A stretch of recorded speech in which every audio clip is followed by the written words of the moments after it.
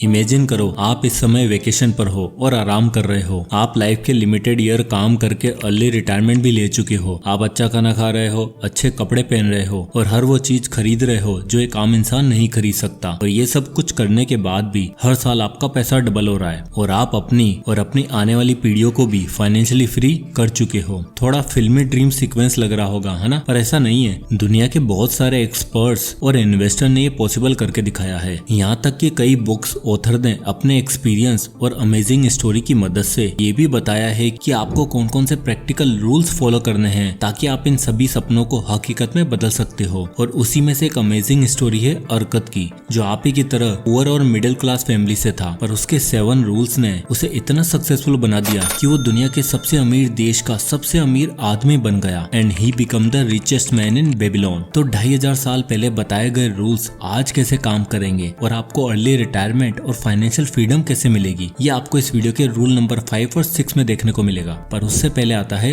Rule number 1, अर्कत का 10% rule of savings. तो अपने शुरुआती दिनों में अर्कत को पैसों की कुछ खास नॉलेज नहीं थी। उसे ना पैसा कमाना आता था और ना बचाना। तो उसे मिला अल्गमिश, जिसने उसे बताया कि अमीर बनने के लिए सबसे पहले खुद के लिए एक हिस्सा रखो, पैसा बचाना सीखो और उसे काम पर लगाओ। क्योंकि जब लोगों के पास पैसा आ जाता है ना, तो वो सभी को पैसे दे देते हैं सिवाय अपने। आप सब्जी वाले को पे करते हो, राशन वाले को पैसे देते हो, दूध वाले को भी पैसे देते हो, यहाँ तक कि मोची को भी पैसे देते हो सिवाय अपने। इसलिए मैं हमेशा अपनी कमाई का 10% यानी मान लो अगर मैं 10 सिक्के अर्न करता हूँ तो उसमें से एक सिक्का पहले अपने लिए अलग रख देता हूँ और फिर वो एक सिक्का मेरा स्लेव है। वो एक गोल्ड कॉइन मुझे 10 सिल्वर कॉइन करके देगा और वो सिल्वर आगे ब्रॉन्ज कॉइन करके देंगे। कहने का मतलब ये है कि मान लो आज के इस रियल वर्ल्ड सिनेरियो में आपकी सैलरी 25,000 है, तो आपको उसका 10% यानी एटलीस्ट 2,500 रुपए सेव करना है और उसे ऐसी जगह डाल के अलग कर देना है जहाँ से वो आपको और पैसा कमा के देगा। यानी अल्गमिश की भाषा में बोलूं तो वो 2,500 रुपए आगे और बेबीज प्रोड्यूस करेंगे। हम में से भी मोस्टली लोग यही करते हैं कि सैलरी आते ही सबके लिए पैसा बांट देते हैं और जब सवाल आता है अपनी सेविंग्स का तो पर्स खाली। इसलिए सेव 10% फॉर योरसेल्फ फर्स्ट। और ये नहीं कि सेव करके मतलब पैसा बैंक में पटक दिया। जो भी अमाउंट है उसे इन्वेस्ट करो ऐसी जगह जहाँ से आपको इंटरेस्ट मिले। मान लो कि आप वो 2,500 रुपए हर महीने सेव करके SIP करते हो, जिसमें आपको मान लेते हैं 13% का एनुअल रिटर्न मिल रहा है। तो आप देख ही सकते हो 2,500 का ये छोटा सा अमाउंट 15 साल बाद 13,89,000 रुपए हो जाएगा। अब यहाँ मैं बैंक का एग्जांपल लेकर SIP का एग्जांपल इसलिए लिया क्योंकि अगर मान लो वो 2,500 रुपए आपने सेव कर भी लिया, 10% बचा भी लिया, लेकिन अगर बैंक में डाल दिया तो इसका मतलब वो पैसा मिट्टी में गाड़ दिया है और आज से 20 साल बाद भी निकालोगे तो उतना ही मिलेगा। इसलिए save at least 10% of your income and make it your slave, जो आपको और पैसा कमा कर दे। Rule number 2, diversify your investment. देखो क्या है ना, दौलत का एक बहुत ही सिंपल सा फंडा है और वो बिना आपको आपकी मेहनत के मिल गई ना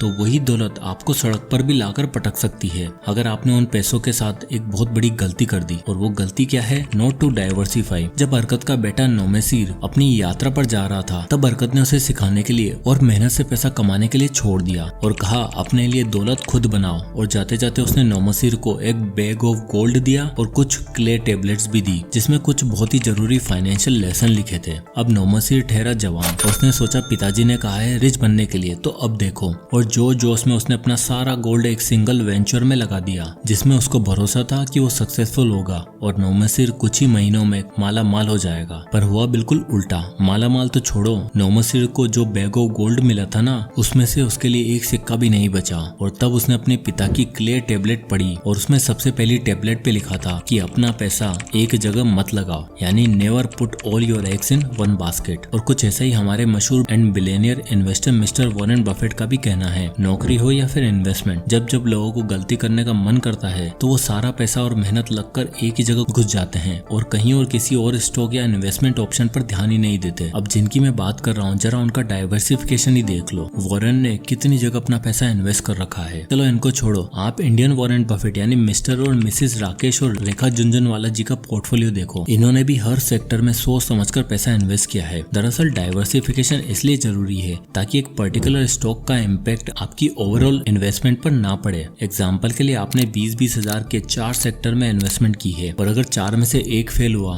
और बाकी 3 सक्सेस, तो वो सक्सेस हुई 3 इन्वेस्टमेंट उस फेलियर को सरपास कर देगी। और इस डाइवर्सिफिकेशन से आपको फायदा मिलेगा कंपाउंडिंग का। और तभी आता है हमारा rule number 3, let there be compounding. तो एक बहुत ही फेमस कंसेप्ट है OPT यानी कि बाय अदर्स पीपल टाइम, जो ये कहता है कि अगर आपको मैड रिच होना है और एक सिग्निफिकेंट वेल्थ देखनी है तो आपको कंपाउंडिंग का पावर समझना होगा, जो आपके पास आएगा only through buying others people time. तो बेबीलोन में एक मेथन नाम का था जो सोने के सिक्के उधार पर देता था और लोगों से कुछ गिरवी रखवा कर उन्हें सिक्के देता था और बदले में ब्याज के साथ वापस लेता था। और जब अरकत को पता चला कि ऐसा कोई बंदा है तो उसके पास गया और उसने उससे पूछा कि भाई जब इतने सिक्के हैं ही तुम्हारे पास तो इन्हें क्यों लोगों में बांट रहे हो। इस पर वो बोला, गोल्ड अपने आप में बंजर है और इसे कभी बढ़ाया नहीं जा सकता अगर इसे इन्वेस्ट न किया जाए। अब आप सोच रहे होंगे कि यार गोल्ड बंजर थोड़ी है, तो यहाँ मैं बता दूं ये उस समय की मोड ऑफ करेंसी की बात हो रही है जिसे आज डॉलर, रुपया, पाउंड इनके नाम से जाना जाता है और ये सच में वर्थलेस है अगर इन्हें इन्वेस्ट न किया जाए तो। पर अगर इन्वेस्ट कर दिया जाए तो wealth double, triple, even 10x हो सकती है, वो भी कैसे?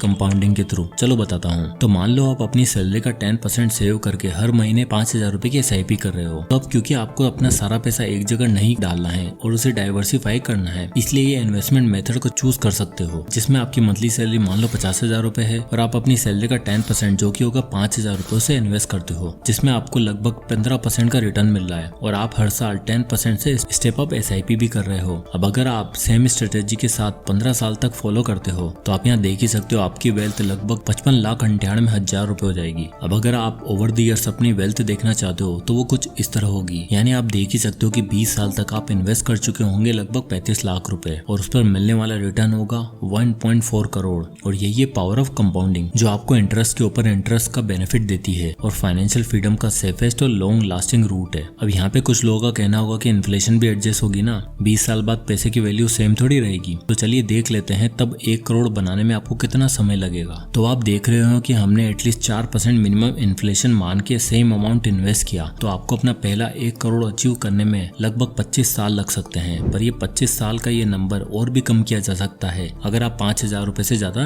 इन्वेस्ट करते हो। सो अगर 5,000 को भी 1 करोड़ में कन्वर्ट करना है तो लेट देयर बी कंपाउंडिंग। अब आता है rule number 4, the 20% rule for debt. अब यार जब कंपाउंडिंग की बात चली रही है तो कंपाउंडिंग में आने वाला सबसे बड़ा रोड़ा है और वो है डेट। इसलिए 20% रूल का यूज करके उसे खत्म करना जरूरी है, जो कहता है कि अगर आपके ऊपर डेट है तो आप अपनी इनकम का 20% रेगुलर सिर्फ EMI और डेट को रीपे करने में लगाओ जब तक आपके ऊपर से एक एक पैसा का कर्ज खत्म ना हो जाए। और ये केयरफ्री लाइफस्टाइल कैसे लाइफ की वाट लगा सकती है जरा देबसीर की कहानी से समझो। तो बेबीलोन में देबसीर एक बहुत ही ऐशो आराम वाला अय्याश किस्म का आदमी था। वो था तो मात्र एक कैमल ट्रेडर यानी ऊँटों का व्यापारी, पर अपने आप को किसी राजा महाराजा से कम नहीं समझता था। उसे लग्जरीज खरीदना, खाना और पहनना बहुत ही पसंद था और ये सब अफोर्ड करने के लिए वो सहारा लेता था कर्ज का। उसने मनी लेंडर से, मर्चेंट से और यहाँ तक कि अपने दोस्तों से भी कर्जा ले रखा था, जिसका अंजाम ये हुआ कि अपने कर्जे चुका नहीं पाया और कंगाल हो गया। और मनी लेंडर्स को जब उसके पास से कुछ भी नहीं मिला, यहाँ तक कि उसकी जान लेना भी उन्होंने मामूली ही समझा,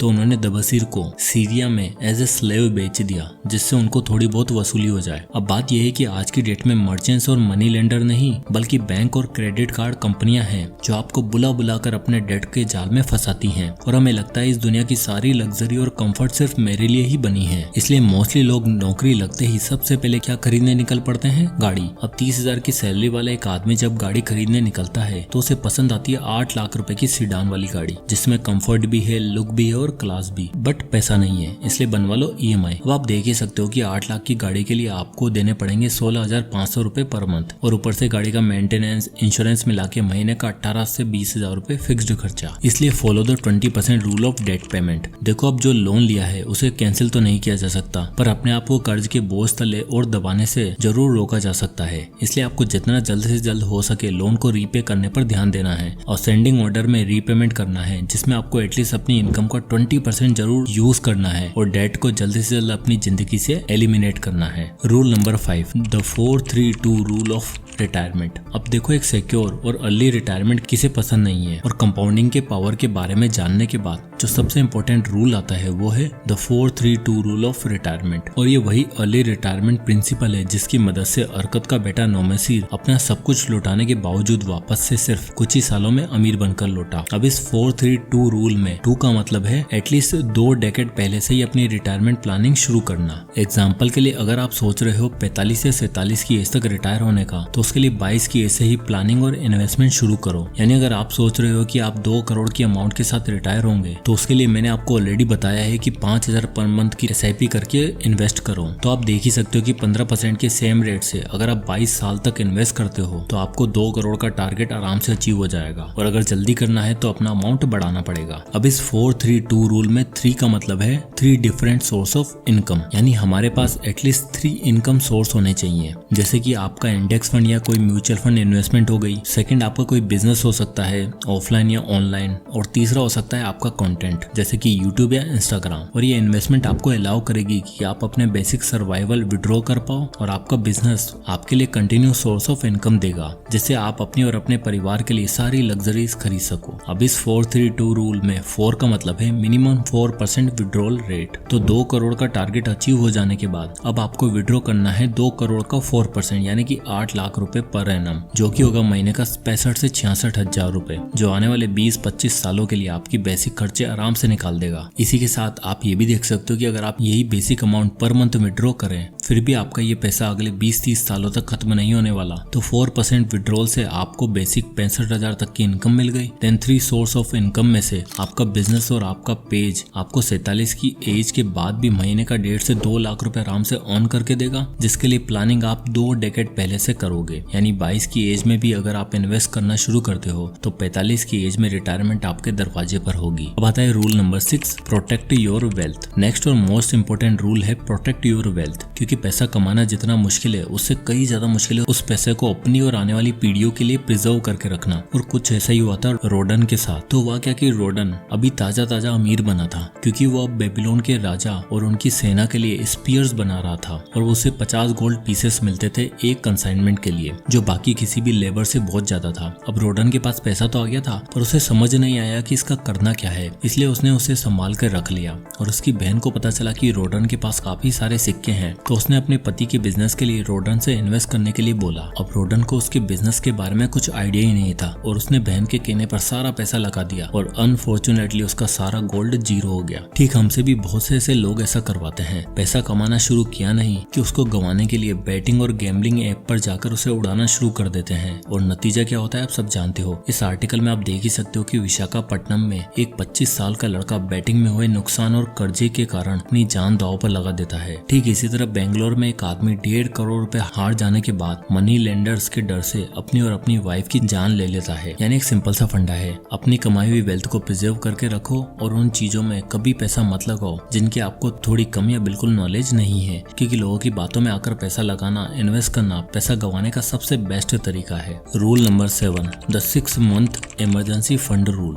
क्या आप जानते हो भारत में 80% लोग लाइफ इंश्योरेंस और टर्म इंश्योरेंस जैसी चीजों के बारे में जानते हैं, लेकिन हैरानी की बात तो ये है कि इस 80% में से हार्डली 10 से 20% ही लोग इमरजेंसी सिचुएशन के लिए तैयार होते हैं। कुछ ऐसा ही हाल था देबसीर का भी। उसने कभी भी अपने खर्चों पर लगाम नहीं लगाया, कर्जा लेता गया और न ही किसी इमरजेंसी सिचुएशन के लिए अपने को तैयार किया। और एंड रिजल्ट क्या हुआ मैंने आपको थोड़ी देर पहले बताया ही सही। इसलिए वर्ल्ड के सबसे रिच लोगों का कहना यह है कि आपके पास आपके 6 मंथ के एक्सपेंसेस का इमरजेंसी फंड होना चाहिए। यानी अगर आपके महीने का खर्चा 35,000 रुपए है तो आपके पास 35,000 मल्टीप्लाई बाय 6 यानी कि 2,10,000 रुपए का फंड होना चाहिए, जिससे अगर कोई एक्सीडेंट या जॉब छोड़ने की सिचुएशन आ जाए तो आप अगले 6 महीने बिना किसी और का सहारा लिए और या फिर लोन लिए अपना घर चला सकते हो। और 6 मंथ इमरजेंसी फंड के साथ इंश्योरेंस भी होना बहुत जरूरी है। देखो यार मैं समझता हूँ इंश्योरेंस करवाना महीने का 500-600 या साल का 6 से 7,000 रुपए देना आपको बर्बाद लगता होगा, क्योंकि इसका कोई यूज नहीं होता, तो फिर क्या ही जरूरत है। और ये सोचने वाले लोग वही होते हैं जो गाड़ी का 20-20 हजार रुपए का इंश्योरेंस भी पे कर देते हैं, फोन तक का इंश्योरेंस करवाते हैं, लेकिन अपने हेल्थ का